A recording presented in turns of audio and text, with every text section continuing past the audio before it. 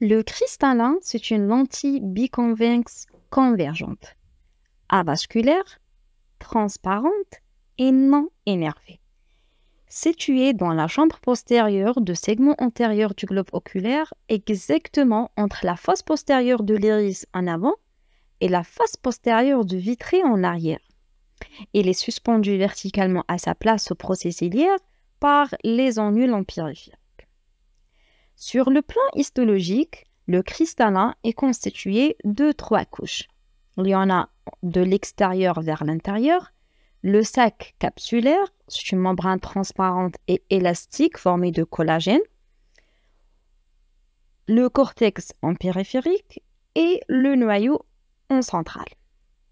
Cette capsule, ou bien le sac capsulaire, en réalité est divisé en 2 parties, une partie antérieure et une partie postérieure. La partie antérieure contient en plus un épithélium cristallin.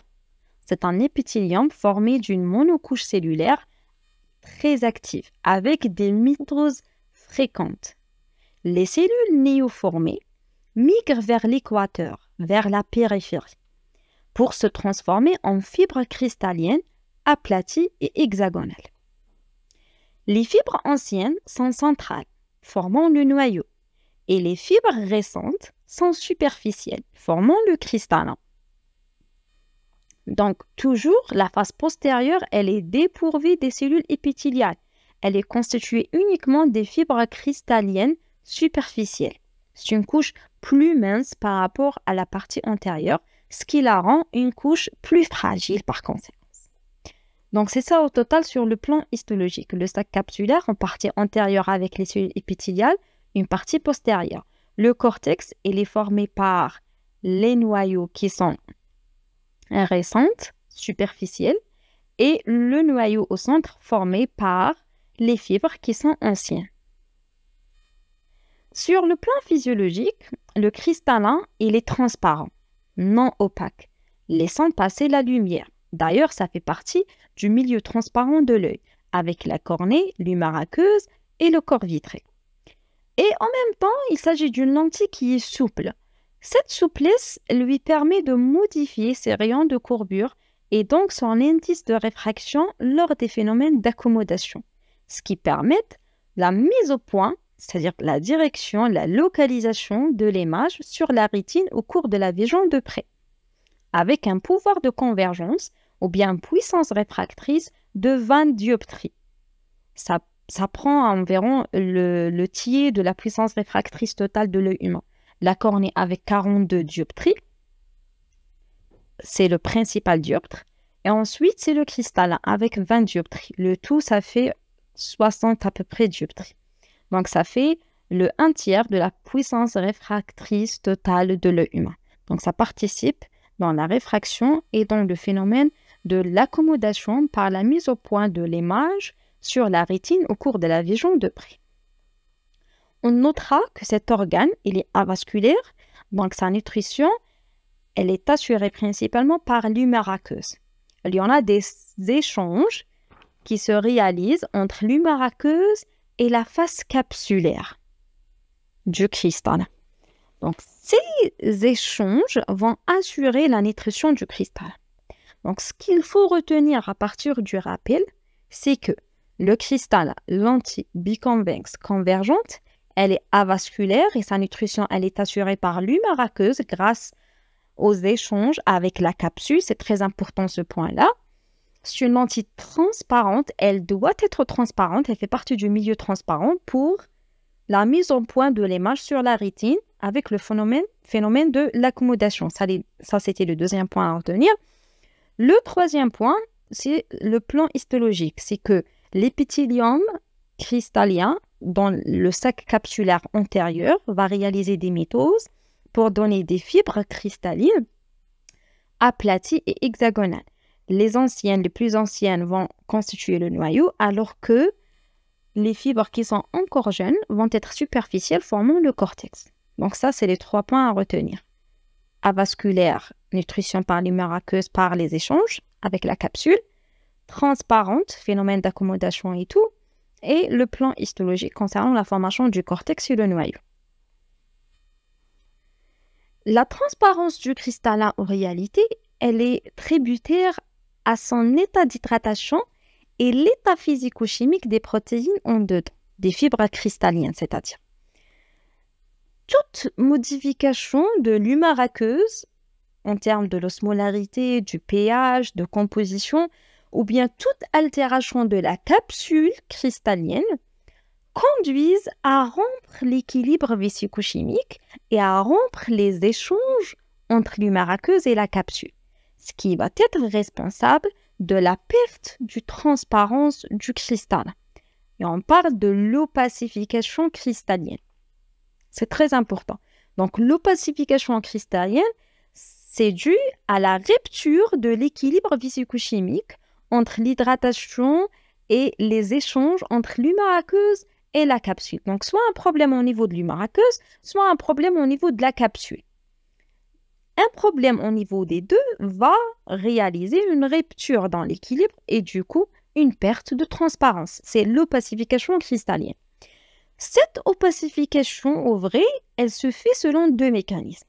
Soit il y en a une diminution ou bien une accumulation de l'eau dans les fibres cristallines. Donc, trop de l'eau ou bien moins de l'eau, ça va faire changer la transparence du cristallin et donc le rendre opaque. Le deuxième mécanisme, c'est qu'il y en a une diminution du métabolisme cristallin par trouble capsulaire qui va être responsable de l'altération des protéines et des fibres cristallines qui perdent par conséquence leur solubilité. Elle vient de précipiter et former les opacifications cristallines. Donc, c'est ça les mécanismes. Soit c'est un problème de l'hydratation dans l'eau, en excès ou bien en déficit, soit c'est le métabolisme cristallin, un problème au niveau des protéines qui vont précipiter et former l'opacification. Et d'ailleurs, on parle de la cataracte pour le trouble de vision qui survient lorsque le cristallin perd sa transparence et devient opaque. Et on parle alors de l'opacification cristalline, responsable de la baisse d'acuité visuelle d'installation progressive. Donc, c'est un trouble de vision. Il va toucher l'acuité visuelle. C'est logique parce que le cristallin, ça fait partie de milieu transparent.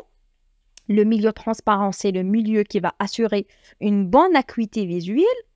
Et donc, toute opacification cristalline va principalement toucher la transparence du milieu et donc ça va être responsable de la baisse de l'acuité visuelle. Donc c'est un trouble de vision qui survient lorsque le cristallin perd sa transparence. Donc la cataracte, c'est l'opacification cristalline d'installation progressive. Donc c'est une maladie qui évolue à bas bruit, une évolution vraiment lente. Donc on reprend. La cataracte, c'est l'opacification cristalline d'installation progressive. Le cristallin devient opaque et non transparent. Le diagnostic positif est avant tout clinique. Ça nécessite aucun examen complémentaire à réaliser. On pense à la cataracte devant la symptomatologie clinique suivante. De 1, le principal symptôme, le symptôme qui est constamment présent, c'est la baisse d'acuité visuelle. Le patient vient de consulter pour une gêne dans la vision, une baisse d'acuité visuelle. D'installation progressive, globalement, c'est de loin et de près, ça touche les deux côtés. Et c'est logique, la baisse de l'acuité visuelle, parce qu'il y en a une diminution dans la transparence de milieu transparent du globe oculaire, ce qui va influencer sur l'acuité visuelle, se manifestant par la baisse de l'acuité visuelle. Donc ça, c'est le symptôme le plus constant, qui est constamment vraiment présent et c'est le principal symptôme. En 2, le patient peut sentir la présence d'un éblouissement, c'est-à-dire une lumière qui est vraiment vive.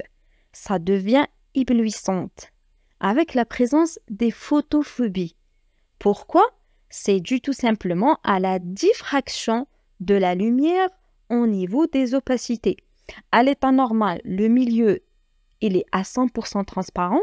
La lumière, une fois qu'elle franchit ce milieu transparent, elle arrive à se diffuser d'une façon directe, d'une façon bien réfractée, directement mise au point sur la rétine.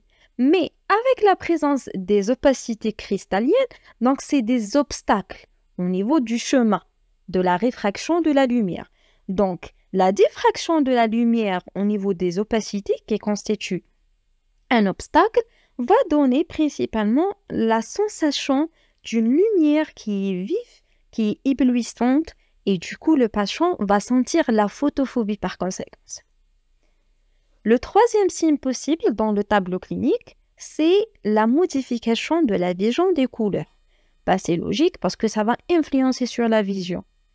On a parlé que la vision nécessite vraiment une mobilité oculaire à temps, de la lumière suffisante à temps, un iris avec un réflexe photomoteur à temps, une cornée transparente, un milieu, de toute façon le milieu transparent de l'œil doit être transparent à 100%, un nerf optique fonctionnel, des cellules rétiniennes fonctionnelles, un cerveau qui arrive à bien interpréter l'image.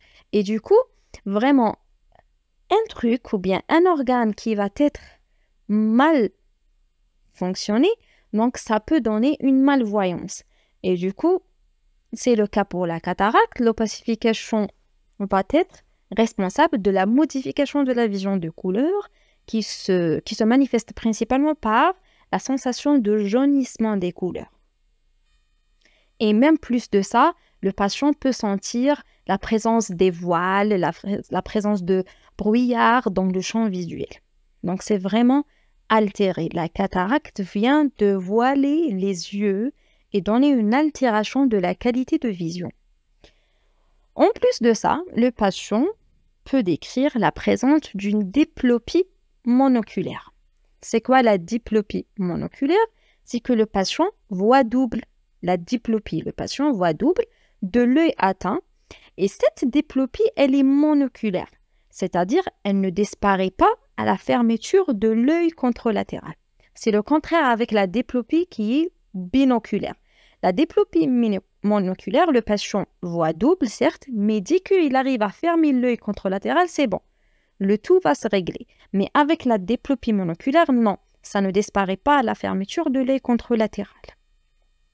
Même, on peut voir chez le patient la présence de la disparition de reflets de la pupille. C'est-à-dire quoi? Déjà, la pupille, c'est la partie centrale de l'iris. Lorsqu'une photographie est réalisée avec flash, la lumière qui passe à travers la pupille vient de se réfléchir sur la rétine, laissant apparaître un reflet de la pupille qui est rouge. C'est un phénomène tout à fait physiologique. Alors que la disparition de ce reflet, qui est tout à fait physiologique, démontre la présence d'une maladie oculaire, comme la cataracte par exemple. Donc, il faut immédiatement investiguer chez notre patient. Le dernier signe, parmi les signes qui peuvent constituer le tableau clinique de la cataracte, c'est la présence de la leucocorie. La leucocorie, ou bien la pupille blanche, c'est qu'on arrive à l'œil nu de voir le cristallin avec l'opacification blanche derrière la pupille de l'iris.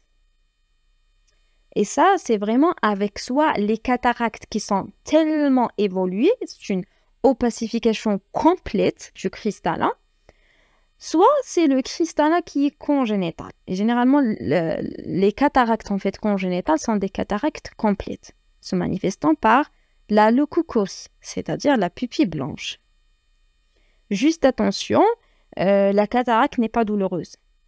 L'examen oculaire chez notre patient, en externe en fait, montre un œil qui est blanc, qui est calme, qui est indolore.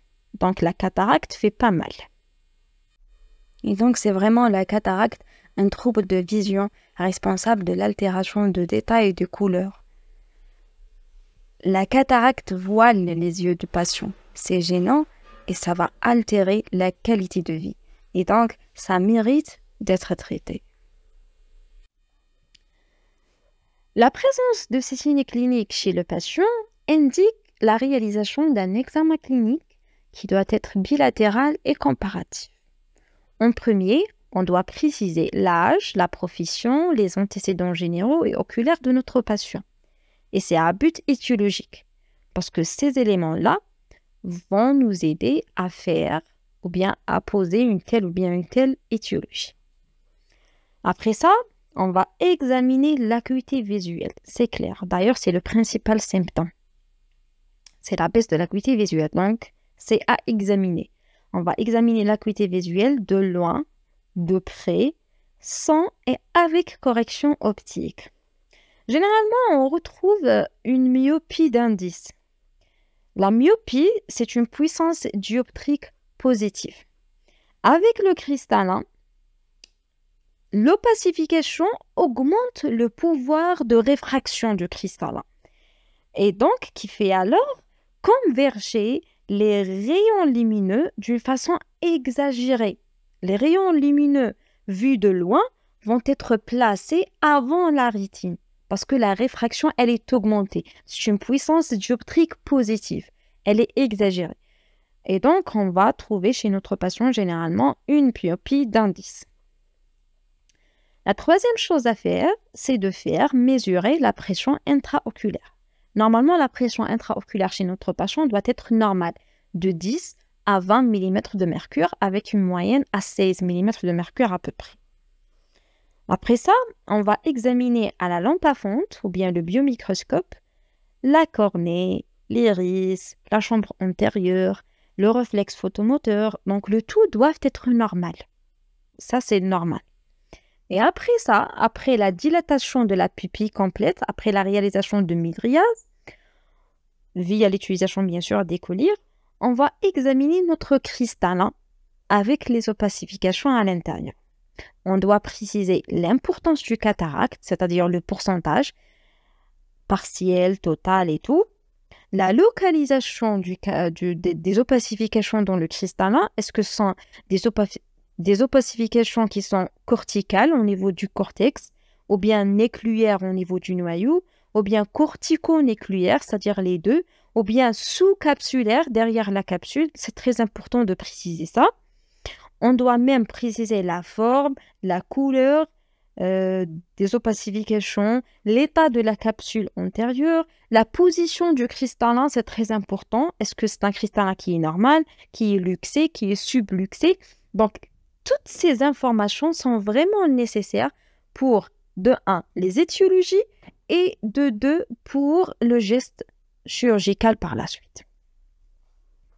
Après ça, on doit réaliser d'une façon indispensable le fond de l'œil, toujours après mydriase complète. Le fond de l'œil va nous aider à voir l'intégrité anatomique de la rétine, parce que le pronostic visuel du patient dépend du fond de l'œil. C'est très important. Donc, le diagnostic, il est purement clinique. Ça se fait par la clinique, sans aucun examen complémentaire nécessaire. Bien sûr, ça arrive quand même des fois avec la présence des situations où la cataracte est vraiment dense, vraiment évoluée. Le cristallin, il est opaque, la cataracte, elle est complète, malheureusement. Et dans ces situations vont être responsables de la non-visualisation du fond de l'œil. Parce que pour voir le fond de l'œil, ça nécessite un milieu transparent. Et là, il y aura recours aux examens complémentaires pour voir le fond de l'œil. En premier, c'est l'échographie oculaire. Un petit mot concernant l'échographie oculaire. Pour la cataracte, pour voir le fond de l'œil, en fait, ça nécessite la réalisation d'une échographie oculaire mode B pour apprécier la rétine. Mais c'est-à-dire quoi échographie oculaire? C'est-à-dire quoi le mode B et tout? L'échographie oculaire, il faut savoir que l'œil, c'est l'organe parfait pour réaliser l'examen de l'échographie, c'est-à-dire par les ultrasons. C'est l'organe vraiment parfait parce que les liquides à l'intérieur fournissent une excellente image de toutes les parties de l'œil. On va utiliser une sonde échographique à tête plate pour évaluer l'œil en deux plans, un plan transversal et un plan sagittal. le globe oculaire apparaît comme une structure qui est ronde, sombre, remplie de liquide, avec la présence de plusieurs structures qui vont être identifiées. La cornée en avant, après la chambre antérieure, le cristallin anicogène, l'iris icogène, la rétine, la fine couche grise qui est lumineuse dans le côté postérieur. Même on peut voir la gaine du nerf optique hypoicogène. Alors, pour cette échographie ophtalmique, il y en a deux modes utilisés. Il y en a l'échographie mode A, amplitude, et l'échographie mode B, brillance. Alors, pour l'échographie mode A, c'est le mode primitif généralement, le premier mode à utiliser. Il va calculer l'amplitude des structures en fonction de la profondeur. Il y en a, c'est-à-dire la structure de l'œil à l'intérieur, il y en a la cornée, l'emplacement des structures, la cornée après chambre antérieure, iris, cristallin, corps vitré, rétine et nerf optique. Donc, il va calculer la profondeur de l'emplacement de ces structures en fonction de l'amplitude. Donc, ça va donner la profondeur avec des amplitudes. Tout dépend de l'emplacement des structures. Mais l'échographie mode B, c'est-à-dire brillance, c'est un mode qui va nous aider à représenter les différentes structures échogènes de l'œil sous forme de coupe en deux dimensions. On parle de l'échotomographie. Le mode A, il est utilisé surtout pour mesurer la longueur axiale de l'œil. Ça va donner, en fonction de la profondeur, c'est-à-dire la longueur, il va donner une amplitude.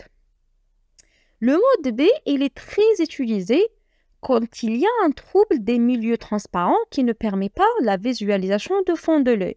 Une cornée opaque, cristallin opaque, hémorragie du corps vitré, et ainsi de suite. Donc, toute situation qui va empêcher la visualisation de fond de l'œil peuvent être remplacées par la réalisation d'une échographie mode B, qui est le cas pour la cataracte. Alors, reprenons l'échographie mode B. Donc, c'est pour apprécier toujours l'intégrité anatomique de la rétine. On va voir la rétine, l'emplacement, l'absence d'un décollement rétinien par exemple, d'une tumeur rétinienne par exemple, et ainsi de suite. Le deuxième examen qui peut être réalisé, c'est les PEV. C'est les potentiels évoqués visuels. Ces potentiels évoqués visuels vont explorer les voies optiques dans la globalité. C'est-à-dire à partir de la cellule ganglionnaire rétinienne jusqu'à le cortex occipital.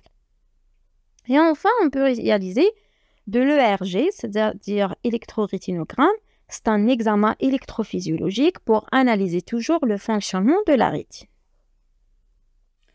On notera que on peut trouver deux formes cliniques de cataracte compliquée. Alors, il y en a ce qu'on appelle la cataracte intumescente. Il y en a ce qu'on appelle la cataracte hypermure morganienne.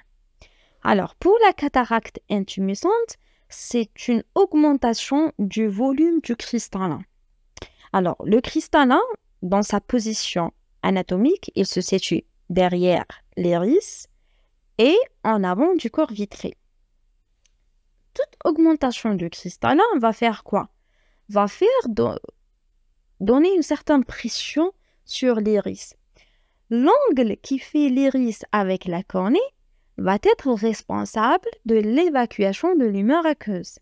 Alors, la compression de l'iris va faire donner, suite à une chambre antérieure qui est étroite par le volume augmenté du cristallin, va faire déranger l'évacuation de l'humeur aqueuse, qui va être responsable, ou bien ça risque de donner le glaucome à angle fermé.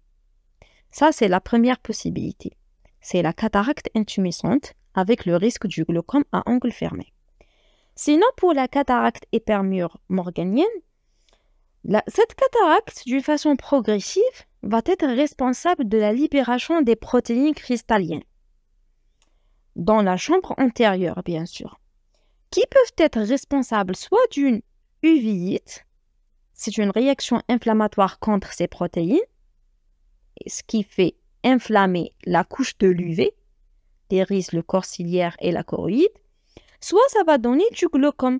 On parle du glaucome facolytique, par blocage de la résorption de liquide, toujours aqueux, par les protéines. Donc, il y en a ces deux formes cliniques compliquées du cataracte. Intumescente avec le risque d'une chambre antérieure étroite par l'augmentation du volume de cristallin responsable du glaucome à angle fermé, soit l'hypermure qui va libérer des protéines cristalliennes dans la chambre antérieure qui peuvent être responsables soit du glaucome par le blocage de l'évacuation de lumière aqueuse, soit ça va donner une réaction inflammatoire par l'uvite.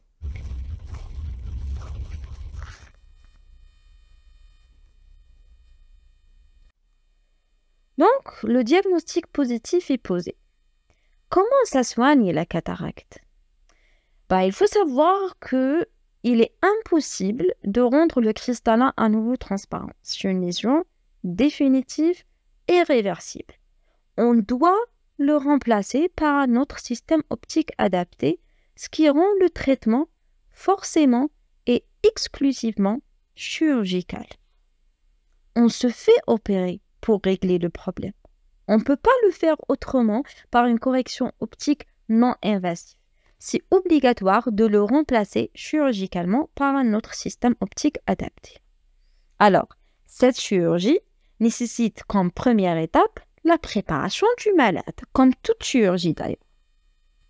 En premier, le patient mérite d'être informé sur l'acte chirurgical, les bénéfices attendus, les risques potentiels de l'intervention chirurgicale, la technique opératoire utilisée parce qu'il y en a plusieurs techniques, le mode de l'anesthésie parce qu'il y en a plusieurs, la modalité d'hospitalisation, est-ce que ça se fait selon une hospitalisation complète ou bien une prise en charge ambulatoire. Donc, concernant le tout, le patient mérite d'être informé sur l'acte chirurgical. Bien sûr, la deuxième des choses, c'est de faire demander un bilan préopératoire. Il y en a un bilan préopératoire qui est standard. Il est réalisé pour minimiser les risques, bien sûr, à travers la connaissance des antécédents du patient et l'état biologique à l'intérieur, et même de savoir la surveillance nécessaire en post-opératoire. On va réaliser d'une simple FNS, de l'ECG sur l'activité cardiaque, un thyléthorax, une fonction rénale, une fonction hépatique, de faire un ionogramme, de savoir l'état de l'hémostase par les tests de coagulation et le temps de saignement, de réaliser une glycémie à jeun, voire même de l'hémoglobine glyquée, avec bien sûr une consultation pré-anesthésique. C'est très important pour minimiser les risques et savoir la surveillance nécessaire en post-opératoire. Juste, il y en a des examens complémentaires pré-opératoires qui sont spécifiques par rapport à la chirurgie de la cataracte. Il y en a deux examens qui sont indispensables. En premier, il y en a la kératométrie et en deuxième, il y en a ce qu'on appelle la biométrie. Alors, pour la kératométrie, quand même, on a dit que le cristallin va participer par sa puissance de réfraction de 20 dioptries dans le phénomène d'accommodation. Alors, on est en train de faire l'ablation de notre cristallin. En même temps, il y en a la cornée, le deuxième dioptre principal, avec 42 dioptries de participation dans la réfraction totale de l'œil. Mais je suis en train de remplacer ce cristallin par un implant. Pour connaître la puissance de l'implant intraoculaire en dioptrie adaptée à chaque patient, je dois faire ces deux examens complémentaires. La kératométrie vient de mesurer les rayons de courbure de la cornée, c'est-à-dire pour calculer la puissance réfractrice de l'œil, ce qu'il reste, la cornée. On est en train de calculer la puissance de réfraction de la cornée. Ça, c'est de 1, la kératométrie. Et la biométrie, soit optique, soit par l'ultrasonique, c'est-à-dire par l'échographie mode A, on est en train de calculer la longueur axiale de l'œil. Donc, la longueur axiale de l'œil, avec la puissance réfractrice, ça va nous aider à savoir la puissance de l'implant intraoculaire à placer chez notre patient. Chaque patient a une puissance adaptée à lui-même. Ça va bien sûr différer d'un patient à l'autre. Donc, chaque patient nécessite une puissance de l'implant intraoculaire en dioptrie adaptée. Et donc, à travers la kératométrie et la biométrie, on peut arriver à calculer la puissance de l'implant intraoculaire qui peut remplacer le cristallin avec une vision parfaite en post-opératoire pour notre patient. Juste, on notera la présence des situations qui sont un petit peu particulières, nécessitant des autres examens spécifiques particuliers. En premier, c'est l'insuffisance endothéliale cornéenne. On a parlé dans le rappel de l'appareil de vision que la cornée histologiquement est constituée de 5 couches. Il y en a de l'extérieur vers l'intérieur, l'épithélium cornéen qui se repose sur une membrane basale. Après ça, le stroma, responsable de la transparence de la cornée. Ça occupe 90% de la totalité de la cornée, qui se repose à son tour sur une membrane basale. Et puis, il y en a la couche la plus interne, c'est l'endothélium cornéen. L'endothélium cornéen, on a parlé qu'il s'agit d'une couche qui est non renouvelable. Pendant la réalisation de la chirurgie de la cataracte, le premier geste, pour qu'on arrive à attaquer directement le cristallin, il faut passer par les milieux transparents de l'œil, c'est clair. Le premier, c'est la cornée. La première des choses, c'est de faire une incision au niveau de la cornée. Alors, si le patient présente une insuffisance endothéliale cornéenne, on parle de la cornea guttata. Alors, on réalise un examen complémentaire appelé la microscopie spéculaire pour mesurer la densité des cellules endothéliales cornéennes. Une vraie insuffisance endothéliale contre-indique le geste chirurgical, vu que ce dernier déjà décompense la densité cellulaire. Le geste décompense la densité cellulaire. Alors là, le patient présente déjà une insuffisance. Donc, une vraie insuffisance contre-indique le geste chirurgical.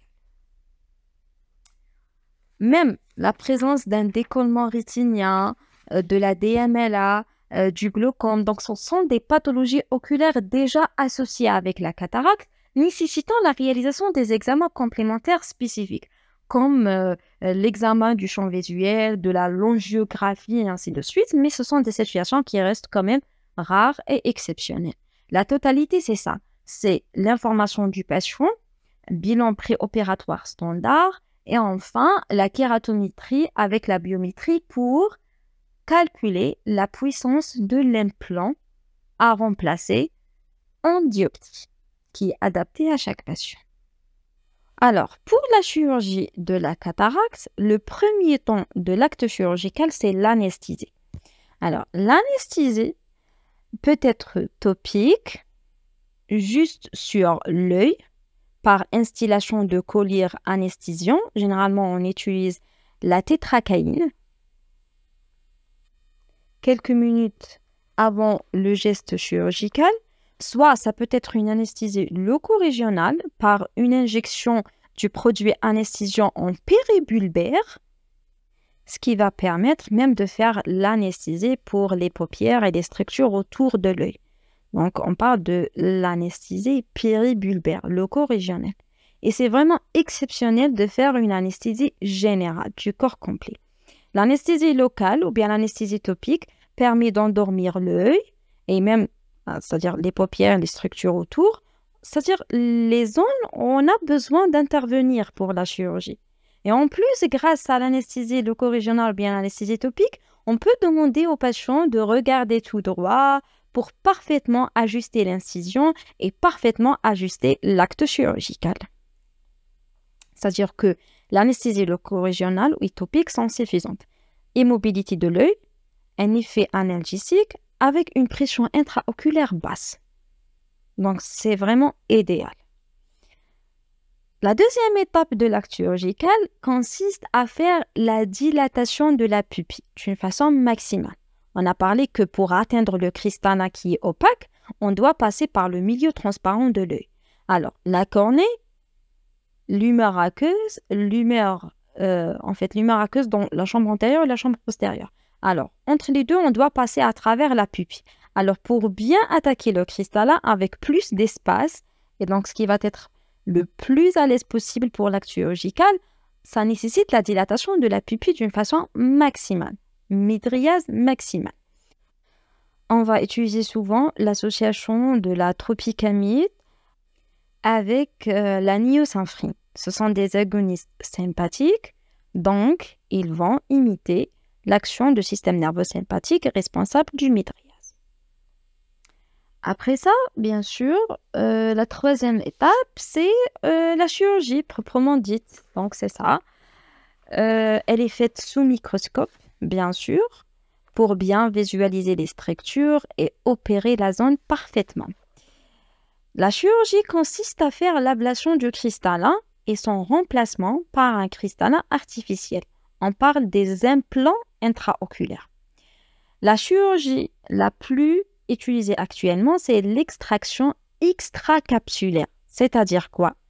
Extraction, c'est l'ablation du cristallin, mais elle est extracapsulaire. Donc, histologiquement, on a parlé capsule, noyau et cortex. Capsule antérieure avec l'épithélium, et c'est qui va faire les échanges avec l'humeur aqueuse, et la rupture de l'équilibre va être responsable de l'opacification, et la partie postérieure sans épithélium. Donc, on va faire l'ablation du noyau et l'ablation du cortex à l'intérieur du sac capsulaire, mais en conservant la capsule postérieure. La capsule postérieure, d'une part, il n'y a pas de l'épithélium, il n'y a pas donc d'opacification post-opératoire, ça ne risque pas de donner des opacifications post-opératoires. Et en deuxième, d'autre part, elle garde quand même une barrière entre le segment antérieur et le segment postérieur de l'œil. Donc c'est ça le principe, extraction extracapsulaire. C'est l'ablation du noyau et du cortex avec la conservation de la capsule extracapsulaire. Il faut savoir qu'anciennement, il y avait l'extraction intracapsulaire qui consiste en fait à faire l'ablation du cristallin en totalité. Après une grande incision de la cornée, à peu près de 10 mm, incision de 10 mm. Mais elle est abandonnée actuellement, elle est juste indiquée dans la luxation du cristal, pour un cristal qui est luxé. Sinon, c'est l'extraction extracapsulaire. Même l'extraction extracapsulaire se fait selon deux techniques. Une technique manuelle, une technique automatique. La technique automatique, c'est la méthode de référence actuelle. On parle de la phaco-émulsification aux ultrasons. Phaco, c'est en rapport avec le cristallin. D'ailleurs, on parle d'un patient qui est en aphakie, c'est l'absence de cristallin. Un patient pseudophaque, c'est-à-dire quoi? C'est-à-dire qu'il n'y en a pas de cristallin, mais il y en a un implant à l'intérieur. Un patient pseudophaque. Donc, c'est la phaco-émulsification aux ultrasons. Alors, cette méthode automatique va faire quoi? En premier, on va faire une incision au niveau de la cornée, à peu près de 1,8 jusqu'à le maximum 3 mm. Donc, c'est une petite incision. Et obligé qu'on doit passer par la cornée. Donc, c'est à travers le milieu transparent pour atteindre le cristal. Après ça, on va faire une ouverture de la capsule antérieure sur 360 degrés. Après ça, on va faire une hydrodissection des tissus cristalliens pour faire la phaco-émulsification. La phaco-émulsification, c'est-à-dire on est en train d'émulsionner le cristallin, de faire fragmenter le cristallin grâce aux ultrasons en plusieurs petits fragments pour qu'on arrive à les aspirer par la suite. C'est ça, phaco. Phaco, c'est pour le cristallin. Émulsification, c'est de faire émulsionner le cristallin, de faire fragmenter le cristallin en deux petits fragments capables à être aspirés par la suite. Et elle est automatique parce qu'elle est faite par les ultrasons. Après ça, on va faire la mise en place de l'implant souple. Les implants utilisés actuellement, ce sont des implants en silicone, généralement, ou bien des implants acryliques. Là, c'est-à-dire, on va faire la mise en place de l'implant souple dans le sac postérieur. On va garder la partie postérieure. Et après ça, c'est bon, c'est la fin de la chirurgie. On doit faire la suture de l'incision. Et cette étape, elle est facultative. Ça peut guérir toute seule. Concernant l'incision de la cornée, elle est vraiment minime, mais on peut quand même de la suturer.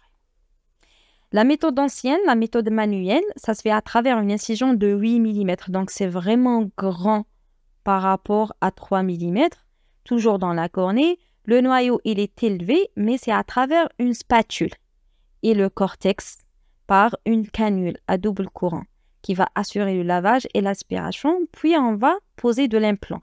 Mais cette méthode manuelle va poser un implant qui est rigide. Généralement, ce n'est pas en silicone comme la méthode automatique. La méthode automatique, c'est la méthode de référence actuelle.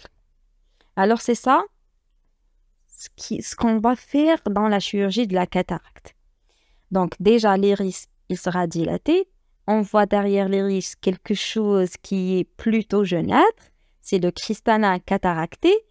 Pour atteindre le cristallin, le chirurgien réalise toute une petite incision entre 1, 2, maximum 3 mm au niveau de la cornée. Il décolle le cristallin de la capsule qui les entoure et il va accéder au noyau. Après, il va introduire une sonde qui va délivrer les ultrasons pour détruire le noyau opaque et aspire les fragments par la suite. Il va placer l'implant. Il va remplacer le cristallin par un implant. Certes, c'est vraiment impressionnant comme description, mais c'est plus simple, c'est plus tolérable et moins douloureux que ça dans la vérité. En plus, l'implant placé permet de corriger quand même la myopie, la presbytie, même les autres troubles de vision antérieure chez le patient. Donc, c'est magique comme traitement. Même les formes compliquées. Les formes cliniques compliquées de la cataracte guérissent à l'ablation de cristallin. Donc, ça reste un traitement vraiment magique. En post-opératoire, après, c'est-à-dire le patient pourra sortir de l'hôpital le soir même de l'intervention chirurgicale. Et il recouvrera une vie tout à fait normale dans les 2 à 3 jours en suivant les recommandations suivantes. Bien sûr, il faut qu'il y en a, après la chirurgie de la cataracte, des règles à suivre avec un plan de soins personnalisé en ambulatoire. Alors, en premier, le patient sort du bloc opératoire avec un pansement sur l'œil opéré. Il peut le retirer dès le lendemain matin et n'aurait plus à en remettre. Par la suite, l'œil du patient peut rester à l'air libre sans aucun problème. La deuxième des choses, c'est que le patient doit reposer, bien sûr, les jours suivant l'intervention chirurgicale, avec une activité physique quand même recommandée. Le patient peut balader, aller faire les courses, pencher, baisser, comme les efforts de prière par exemple, mais il faut quand même éviter de se rendre dans les endroits sales, parce que ça risque de donner des infections, de bricoler, de porter des charges lourdes, de jardiner, de mettre la tête dans l'eau, de faire des activités physiques à risque de traumatisme oculaire, parce que quand même, l'implant nécessite un certain temps pour bien prendre sa place à l'intérieur de l'œil. Donc, on va éviter le tout. Mais il y en a une activité physique minime qui est recommandée quand même pour le patient, avec un conseil sur l'alimentation adaptée et avec une réduction du risque iatrogène. C'est très important. Bien sûr, l'éducation du patient sur les signes devant l'amener à consulter en termes de complications, parce que ça risque quand même, comme toute chirurgie, de donner des complications. Mais les signes qui ne doivent pas inquiéter le malade, c'est que la vision qui est imparfaite, qui est trouble au début, la sensation de grains de sable sous les paupières, la rougeur oculaire modérée, la douleur superficielle, de larmoiement inhabituel de l'œil opéré, parce que quand même, c'est un œil qui a subi du travail chirurgical. Donc, il y en a une certaine réaction par la suite. Ce sont des signes qui ne doivent pas inquiéter le malade. Sinon, il y en a vraiment des signes qui nécessitent à amener le patient à consulter en termes de complications qu'on va les voir par la suite. On notera que chez notre patient pseudo-phaque, il peut y avoir la présence des éblouissements en post-opératoire. Mais ne vous inquiétez pas, c'est toujours normal et c'est logique pour 2 raisons différentes. En premier, l'implant qui est nouveau placé a rendu beaucoup de transparence dans l'œil, donc beaucoup de lumière pénétrante. Il doit attendre une période à peu près de 2 mois pour que la vision sera complètement normale. C'est un temps d'adaptation quand même pour cette lumière qui est vraiment suffisante par rapport à son état pathologique antérieur. En deuxième, c'est dû à l'opération elle-même. La petite cicatrice de la cornée, même si elle est minime, elle est invisible, surtout avec la technique automatique, c'est le maximum 3 mm, mais quand même, il y aura une certaine diffusion de la lumière à travers. Donc, le patient doit se protéger de cette lumière par exemple, il peut porter des lunettes de soleil. par exemple. Mais quand même, ça reste. La cornée, elle est toujours ouverte et ça laisse passer de la lumière qui peut être responsable de l'apparition des éblouissements. Mais c'est tout à fait normal. Et bien sûr, il y aura absolument un traitement, une surveillance post-opératoire qui est obligatoire pour notre patient. Pour le traitement sera basé sur l'utilisation à plusieurs fois par jour pendant 1 mois d'un traitement local, fait des collyres anti-inflammatoires associés avec des antibiotiques. Pour cela, le chirurgien délivre pour son patient une ordonnance médicale pour obtenir ces médicaments. Alors, le traitement, on a dit qu'il est basé sur des collyres anti-inflammatoires et antibiotiques. Donc, à titre d'exemple, on peut donner de l'oflodexa. Il s'agit d'un collyre fait d'une association des antibiotiques avec la dexaméthasone. Il s'agit d'un anti-inflammatoire. On peut donner de l'oflodexa à la posologie d'une goutte 6 fois par jour pendant 1 mois. C'est pour éviter tout risque infectieux. Et pour renforcer cette protection, on peut associer ça à une dose injectable de déprostène. Il s'agit d'un anti-inflammatoire stéroïdien, toujours un corticoïde, mais avec un effet qui est puissant et en même temps qui est prolongé. Donc, ça va renforcer à 100% l'oflodexa. Action, elle est immédiate et en même temps, l'effet, il est prolongé au-delà de 3 semaines. Ça dure 3 semaines à peu près. On donne une seule injection, soit en IM, soit directement d'une façon locale, en intraoculaire, en G1 post-opératoire. Pour les personnes âgées, les personnes qui présentent plus ou moins une sécheresse oculaire, on peut tenter à renforcer le traitement par l'utilisation des collyres pour lubrifier et hydrater la surface de l'œil. Il y en a à titre d'exemple de Fluidabac, un collyre à la posologie d'une goutte 3 fois par jour. Ça va servir le malade à 100%. Donc c'est ça au total, c'est des collyres anti-inflammatoires et antibiotiques appliqués d'une façon locale. Bien sûr, on invite le patient à bien respecter l'ordre, les dosages et la durée de traitement inscrits sur l'ordonnance. Concernant la surveillance post-opératoire, ça se fait par la réalisation des rendez-vous réalisés à G1 post-opératoire, G7 et G30. Cette surveillance post-opératoire doit assurer en premier l'absence des complications post-opératoires, les inflammations, les œdèmes et tout. Après ça, bien sûr, au moment de la surveillance, on doit assurer le bon positionnement de notre implant avec la vérification des différentes structures de globe oculaire et la qualité de vision de notre patient en post-opératoire. Et bien sûr, en termes des implants, il y en a des implants qui sont monofocales, qui corrigent soit la vision de près, soit la vision de loin. Il y en a des implants qui sont multifocaux pour les deux visions, mais au totalité, ces implants qui sont nouveau placés nécessitent une correction optique réalisée après 1 mois de la chirurgie de la cataracte, après l'assurance de l'absence des complications et le bon positionnement de notre implant.